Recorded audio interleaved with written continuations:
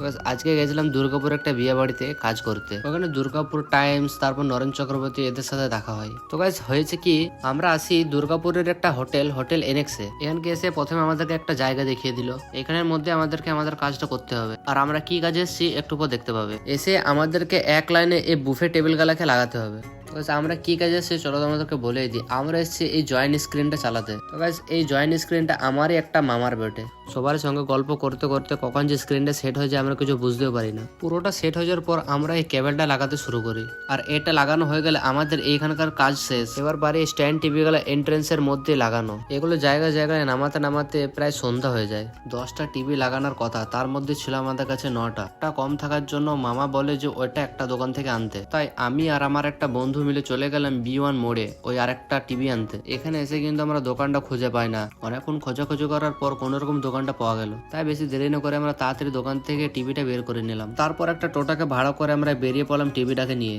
এই টিভিটা আমার মামাদেরই বেটে, এটা একটু খারাপ হয়ে গেছিল তাই ওই দোকানে ঠিক করতে দিয়েছিল। তারপর বিয়ে বাড়িতে এসে এই টিভিটাও তাড়াতাড়ি করে লাগিয়ে দিলাম। এসব করতে করতে প্রচুর খিদে পেয়ে গেছিল, তাই আমি একটু চলে এসেছিলাম খেতে। এবং খাবার আইটেম এত বেশি ছিল যে কি খাবো এটাই বুঝতে পারছিলাম না। একটু সামনে গিয়ে দেখলাম পাস্তা দিচ্ছে, তা আমি এক প্লেট নিয়ে নিলাম। তারপর দুর্গাপুর টাইমস এর টিমের সাথে দেখা, তাই ওদের সাথে একটু গল্প করতে চলে গেলাম। তো হঠাৎ ইধারে কি রিসেপশন নাকি?